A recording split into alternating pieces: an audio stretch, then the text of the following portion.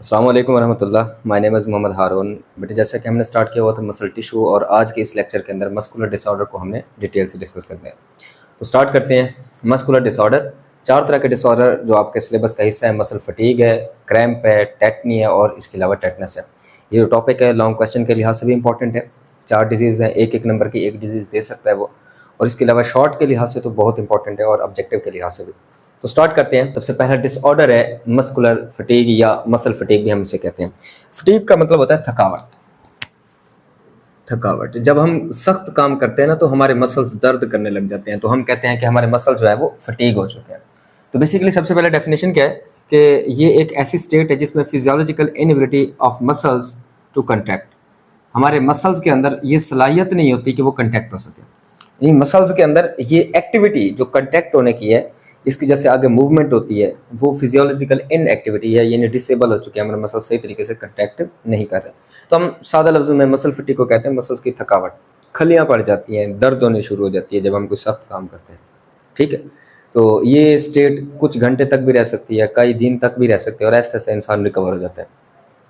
अब इसके काजेज क्या है? डेफिशिएंसी ऑफ एटीपी, आपकी बॉडी के अंदर जो है एटीपी लेवल डाउन हो जाएगा, या इसके अलावा एकामुलेशन ऑफ लैक्टिक एसिड, या आपके मसल्स के अंदर लैक्टिक एसिड जमा हो जाता है।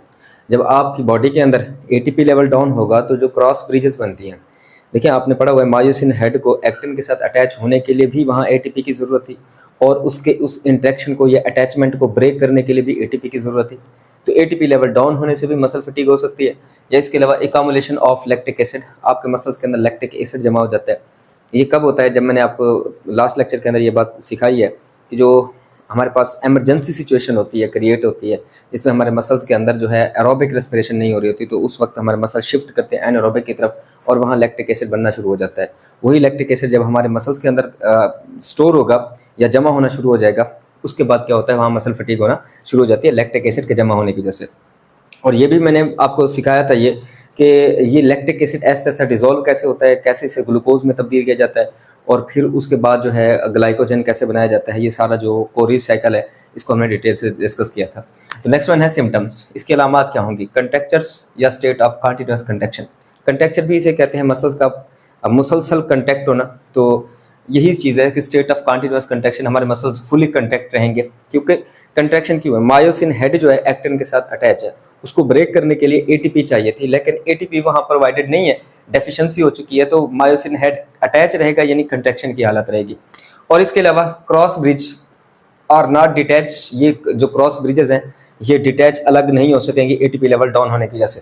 इसके अलावा एकामुलेशन ऑफ लैक्टिक एसिड की वजह से, लैक्टिक एसिड की वजह से, लैक्टिक एसिड आपको पता है एक एसिड है और इसने आगे देने हैं हाइड्रोजन आयन, तो हाइड्रोजन आयन की डिपोजिशन की वजह से पीएच जो है वो ड्रॉप होना शुरू हो जाएगी। क्लियर? और उसका रिजल्ट ये निकलेगा कि आपकी बॉडी के अंदर आयोनिक इम्बैलेंस हो जाएगा। तो ये हमारे पास फर्स्ट डिजीज थी जिसको हम मसल फटीग कहते हैं। तो मसल फटीग बेसिकली मसल के अंदर जो खलियां पड़ जाती हैं या जो पेन होती है उसको कहते हैं बेटा। उसके बाद जो नेक्स्ट डिजीज है बेटा वो है हमारे पास टेटनी। टेटनी किसे कहेंगे? ये डेफिनेशन आपने सबसे पहले जो है बुक की वर्डिंग के हिसाब से याद रखनी है।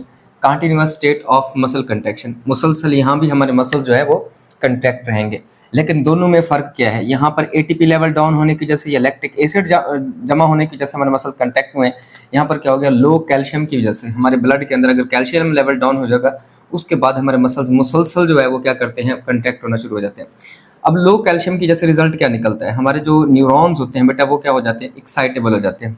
अब ये मैकेनिज्म आपको सिखाने के लिए मुझे थोड़ा सा इसको समझाना पड़ेगा कि ये है क्या। बेसिकली हमारे जो न्यूरॉन्स होते हैं ना, उनकी मेम्ब्रेन के अंदर जो है सोडियम पोटाशियम पंप लगा हुआ होता है। ये सोडियम पोटाशियम पंप क्या करता है बेटा? सोडियम और पोटाशियम के लेवल को बरकरार रखता है। ठीक है, इतने सोडियम को बाहर फेंकना है और पोटाशियम को अंदर आने देना है, तो पोटाशियम आयन को ये अंदर आने देता है, सोडियम आयन को क्या करता है बेटा? बाहर। इस सोडियम पोटाशियम पंप को मेंटेन करने का काम कौन करता है बेटा? कैल्शियम करता है। अब अगर कैल्शियम आयन की कमी होगी तो ज़्यादा से ज़्यादा सोडियम आयन जो है वो बाहर जाना शुरू कर देंगे, और इससे नर्व इंपल्स क्रिएट हो जाती है, यानी हद से ज़्यादा नर्व इंपल्स जाती हैं, मसल्स को कंट्रैक्ट करवाती हैं कैल्शियम लेवल डाउन होने की वजह से। तो ये अपने ऑब्जेक्टिव के लिए याद रखना है। उधर मसल्स कंटैक्ट थे, लेकिन वहाँ पर जो है एटीपी लेवल डाउन होने की वजह से क्रॉस ब्रिजेस अलग नहीं हो रही थी, लेकिन यहाँ पर आपके ब्लड के अंदर कैल्शियम लेवल डाउन होने की वजह से न्यूरॉन से नर्व इंपल्स या सिग्नल ज़्यादा जाते हैं, जिसकी वजह से मसल्स आगे कंटैक्ट होंगे। तो इसको हम टेटनी या टेटनी कहेंगे। टेटनस आगे इन्फेक्शन है। तो इसके सिम्टम्स क्या हैं, आपके मसल्स क्या करेंगे, ट्विच कर जाएंगे, यानी कि कंट्रैक्ट रहेंगे, ट्विचिंग उसे कहते हैं। लेकिन मुसलसल कंट्रैक्शन की जैसे आगे कन्वर्शन भी हो सकता है, बार बार ये जैसे हम कह सकते हैं दौरे की कैफियत। लेकिन यहाँ क्या होता है कि एकदम किसी एक्टिविटी का स्टार्ट हो जाना, इसको कन्वर्शन कहते हैं, यानी बार बार मसल्स झटके के साथ कंट्रैक्ट करेंगे। क्लियर। और इसके अलावा स्पैज़म ऑफ लैरिंक्स, टेटनी का जो ज़्यादातर असर होता है हमारे रेस्पिरेटरी सिस्टम और एब्डोमेन पर होता है। क्लियर, यानी कि ये जो हमारे छाती का हिस्सा चेस्ट है, ये एब्डोमिनल रीजन है ना, इन जगहों पे ज़्यादातर इसका असर होता है। तो इसलिए हम कहते हैं ये लैरिंग्स रेस्पिरेटरी सिस्टम पर भी असर रखेगी, तो इससे रेस्पिरेटरी पैरालिसिस भी हो सकती है, सांस लेने का निज़ाम भी मुतासर हो सकता है। और इससे ये होगा कि अगर आप इस बीमारी का इलाज नहीं करेंगे तो अल्टीमेट आपको डेथ भी फेस करनी पड़ सकती है। तो ये था नेक्स्ट जो डिसऑर्डर है टेटनी। दोनों में अपने ऑब्जेक्टिव के लिए जो कंपैरिजन खासतौर पे डिफरेंस के लिए सवाल आता है, तो डिफरेंस आपने याद रखना है कि वहाँ भी मसल कंट्रैक्शन है, यहाँ भी मसल कंट्रैक्शन है, सिर्फ फ़र्क ये है वहाँ डेफिशिएंसी ऑफ एटीपी हो रही है और इधर जो है लो कैल्शियम आयन वहाँ पर है, उधर लैक्टिक एसिड जमा हो रहा है, इधर हमारे न्यूरॉन्स एक्साइटेबल हैं, हद से ज़्यादा नर्व इम्पल्सेस जा रही हैं मसल्स को कंट्रैक्ट कराने के लिए। मसल्स की कंट्रैक्शन कैसे होती है ये लास्ट लेक्चर के अंदर हमने डिटेल से डिस्कस कर लिया था। क्लियर हो गया बेटा। उसके बाद थर्ड वन जो हमारे पास डिजीज़ है वो है टेटनस। टेटनी और टेटनस में फ़र्क है। टेटनस क्या है, ये एक इन्फेक्शन डिजीज़ है, यानी इन्फेक्शन काज हो जाता है आपकी बॉडी के अंदर। क्या काज होगा बेटा, इन्फेक्शन। और वो इन्फेक्शन किसकी जैसे होगा, क्लोस्ट्रीडियम टेटनी। ये एक बैक्टीरियम है, ये बैक्टीरियम है और इसकी कुछ कैरेक्टरिस्टिक इस बैक्टीरिया की आप लोगों ने याद रखनी है। एक तो ये एनारोबिक है। क्लियर, क्लोस्ट्रीडियम टेटनी एक एनारोबिक बैक्टीरिया है, इसको ऑक्सीजन की ज़रूरत नहीं होगी। और इसके अलावा जो है ये gram positive bacteria, gram positive bacteria. तो ग्राम पॉजिटिव और ग्राम नेगेटिव टाइप के बैक्टीरिया क्या है उसको हम डिटेल से बाद में डिस्कस करेंगे। और ये एनारोबिक है, यानी इनको रेस्पिरेशन के लिए ऑक्सीजन की ज़रूरत नहीं होती। तो ये एनारोबिक ग्राम पॉजिटिव बैक्टीरिया जिसका नाम है क्लोस्ट्रीडियम टेटनी। उसी क्लोस्ट्रीडियम टेटनी की जैसे जो आगे इन्फेक्शन होता है उसको हम क्या कहते हैं बेटा, टेटनस कहते हैं। तो इसका क्या रिजल्ट निकलता है कि रोड पे एक्सीडेंट वगैरह की वजह से तो उससे ये होता है कि आपकी जो बॉडी का फर्स्ट लाइन ऑफ डिफेंस है वो इफेक्टिव हो जाता है, यानी कि आपकी स्किन कट हो जाती है और उसकी जैसे बहुत सारे बैक्टीरिया और बहुत सारे जर्म्स या इवन के ये क्लोस्ट्रीडियम टेटनी के जो स्पोर्स होते हैं छोटे छोटे, इवन के 40 साल तक मुसलसल माना जाता है कि इनके स्पोर जो है वो ज़िंदा रह सकते हैं और इससे आगे इन्फेक्शन वो काज कर सकते हैं। तो वो स्पोर्स बॉडी के अंदर चले जाते हैं और उससे जर्मिनेशन होती है, नए बैक्टीरिया बनते हैं जिनको हम क्लोस्ट्रीडियम टेटनी कहेंगे। अच्छा, ये जो बैक्टीरिया हैं ये टॉक्सिन रिलीज़ करते हैं, जहर रिलीज़ करते हैं और उसकी वजह से हमारी बॉडी के अंदर जो है ना कंट्रैक्शन शुरू हो जाती है। ये जो हमारी बॉडी का जो नर्वस सिस्टम है वो डिस्टर्ब हो जाता है। न्यूरोमस्कुलर जंक्शंस जो पैगाम लेकर जा रहे हैं ना मोटर न्यूरॉन्स हमारे मसल्स के पास, वो सारा जो सिस्टम है वो सारा निज़ाम है वो सारा डिस्टर्ब हो जाएगा। तो दोबारा से यहाँ पर होगा क्या कि कोई रोड एक्सीडेंट वगैरह होगा या कील वगैरह अगर हमारी बॉडी के अंदर लग जाता है तो इससे फर्स्ट लाइन ऑफ डिफेंस या सेकंड लाइन ऑफ डिफेंस वो अफेक्टेड होते हैं। और उसी कील के ज़रिए अगर जैसे ही हमारी स्किन पंक्चर हुई है तो जो हमारे पास क्लोस्ट्रीडियम टेटनी बैक्टीरिया है अगर इसके स्पोर हमारी बॉडी के अंदर चले गए तो फिर वहाँ पर वो जर्मिनेट करेंगे और जर्मिनेशन के बाद ये बैक्टीरिया बनाएंगे क्लोस्ट्रीडियम टेटनी। क्लियर।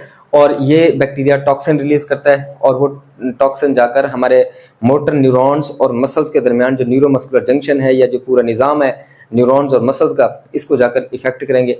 तो इससे रिजल्ट निकलता है टेटनस और ये बहुत ही ख़तरनाक किस्म की डिजीज़ है। तो इसमें होगा क्या, पेनफुल स्पैज्म, स्पैज्म कंट्रैक्शन को कहते हैं ऑफ स्केलेटल मसल्स। जो हड्डियों के ऊपर मसल्स हैं उनके अंदर बहुत ज़्यादा दर्द की कैफियत पैदा हो जाती है, अकड़ाव हो जाता है मसल्स के अंदर। क्लियर। तो हमारी हड्डियों के ऊपर जो मसल्स हैं उनके अंदर क्या हो जाएगा, अकड़ाव हो जाएगा और इससे सख्त हो जाएंगे, अकड़ जाएंगे जॉज के मसल्स भी और इवन के नेक के मसल्स भी। ठीक है, स्केलेटल मसल्स तो इफेक्ट होते हैं लेकिन इनका असर नेक पर भी होता है, जॉज पर भी होता है। क्लियर। और फिक्स्ड रिजिडिटी ऑफ जॉज, अगर जॉज पर असर है, साइड वाले जो मसल्स हैं वो उन पर जो है इफेक्ट इसका पड़ा है, इसका इफेक्ट पड़ा है तो उससे हमारे जॉज जो है ना वो क्या हो जाएंगे, रिजिड हो जाएंगे, सख्त हो जाएंगे। हम इस कंडीशन को कहते हैं लॉक जॉ। ठीक है, हमारे जाज जो है वो हरकत सही तरीके से नहीं कर सकेंगे। तो इससे ये होगा कि वो जो पेशेंट है वो खाना नहीं निकल सकेगा, कोई पानी वगैरह नहीं पी सकेगा। और इसके अलावा अगर उसका छाती के ऊपर असर है तो जो हमारा सांस लेने वाला निज़ाम है बेटा वो भी अफेक्टेड हो सकता है। तो यहाँ पर spasm of trunk and limbs, जो हमारे हाथ पाँव हैं और इसके अलावा जो हमारी ये ट्रंक है, धड़ है, इसके अंदर भी क्या हो सकता है बेटा, ये अकड़ाव हो सकता है, मसलसल कंट्रैक्शन मसल्स के अंदर हो सकती है। तो ये जो डिजीज़ है फैटल है क्योंकि इसका अगर असर रेस्पिरेटरी फेलियर पे हो गया, नहीं, हमारे सांस लेने वाले निज़ाम के जो मसल्स हैं अगर वो कंट्रैक्ट करेंगे, आपको पता है कि आपकी छाती के अंदर जो मसल्स हैं, जो हमारे पास रिब केज है, रिब्स के मसल्स हैं, जब वो कंट्रैक्ट करते हैं तो रिब केज ऊपर की तरफ उठता है और जो हमारे लंग्स हैं वो फूल जाते हैं, हवा जो है वो लंग्स के अंदर भर जाती है, फिर रिब केज डाउन होता है और फिर उसके बाद जो लंग्स हैं वो कंट्रैक्ट करते हैं और हवा बाहर निकलती है। तो यहाँ पर हवा को बाहर निकालने के लिए लंग्स से और हवा को भरने के लिए यहाँ पर ज़रूरी था कि रिब्स के मसल्स और डायाफ्राम के मसल्स सही तरीके से कंट्रैक्ट करें। अगर वहाँ पर कंट्रैक्शन हो गई है तो वो रिलैक्स नहीं हो सकेंगे और हवा जो है वो बाहर नहीं जा सकेगी।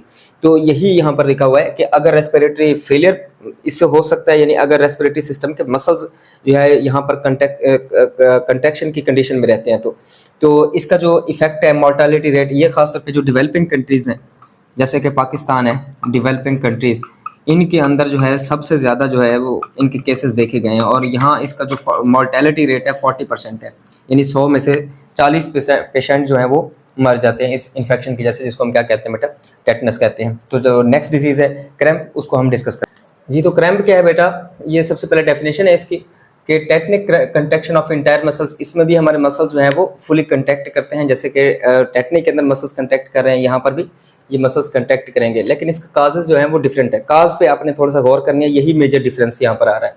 तो लो ब्लड ग्लूकोज लेवल अगर आपकी बॉडी के अंदर होगा, ग्लूकोज लेवल डाउन होने की वजह से भी एनर्जी एनफ नहीं मिल सकेगी, उसके बाद भी क्रैम्प हो सकती है। इलेक्ट्रोलाइट डिप्लेशन, यानी साल्ट लेवल और वाटर लेवल के अंदर अगर थोड़ा बहुत डिहाइड्रेशन हो चुकी है तब भी ये मसला हमें फेस करना पड़ सकता है। इसके अलावा जो हमारे न्यूरॉन्स होते हैं, न्यूरॉन्स और जो स्पाइनल कॉर्ड है, अगर वो डैमेज हो चुका है तो वो सही तरीके से मसल्स को सिग्नल नहीं जा सकेगा, उसके बाद भी क्या हो सकती है, मसल्स के अंदर एबनॉर्मल कंट्रैक्शन हो सकती है। इसको हम क्या कहते हैं बेटा, क्रैम्प कहते हैं। मुसलसल कंट्रैक्शन होती है और ये पेनफुल होती है, ये भी इसमें शदीद दर्द होती है मसल्स के अंदर। तो इसके सिम्टम्स क्या है, और ये condition last for few seconds और आवर्स, ये चंद सेकंड के लिए और इसके अलावा कई घंटों तक भी ये क्रैम्प की कंडीशन रह सकती है। ये खासतौर पर जब एक्सरसाइज करते हैं तो मसल ट्विच हो जाते हैं, क्लियर, इसको हम क्रैम्पिंग कहते हैं। तो मसल टाउट हो जाते हैं, मसल खिंच जाते हैं और ये पेनफुल सेंसेशन है, इसमें जिस मसल्स के अंदर दर्द भी होती है। तो most common in hip muscles and thigh muscles, खासतौर पे जो हमारे थाइज के मसल्स हैं और हिप मसल्स हैं, इनके अंदर सबसे ज़्यादा जो है इनका इफेक्ट देखा गया है, क्रैम्प को देखा गया है, यानी कि ये हमारे इन दो तरह के जो मसल्स हैं इन पर ज़्यादातर इसका इफेक्ट होता है। तो यूजुअली अकर एट मिडनाइट और आफ्टर एक्सरसाइज, ये अक्सर होता है कि बहुत सारे लोगों को आफ्टर एज, ये 40-45 साल की एज के बाद मुसलसल ऐसा हो जाता है कि इलेक्ट्रोलाइट इम्बैलेंस रहता है और इसके अलावा जो है डिहाइड्रेशन की वजह से जो मसल्स है एकदम जो है वो कंट्रैक्ट करना शुरू कर देते हैं और जो हमें पेन होनी शुरू हो जाती है। बाज़ दफ़ा इंसान सोया हो ना तो अचानक ये कंट्रैक्शन की वजह से उसकी नींद खुल जाती है, ठीक है, वो उठ के चलना शुरू कर देते हैं। तो ऐसे ऐसे ये चंद सेकंड तक या कई घंटे तक भी ये पेनफुल सेंसेशन रह सकती है। ये लास्ट डिजीज़ थी हमारे पास क्रैम्प। इंशाल्लाह नेक्स्ट लेक्चर के अंदर हम मूवमेंट को स्टार्ट करेंगे। तो आज के लिए बस इतना ही है, इजाज़त दीजिए, अल्लाह हाफ़िज़।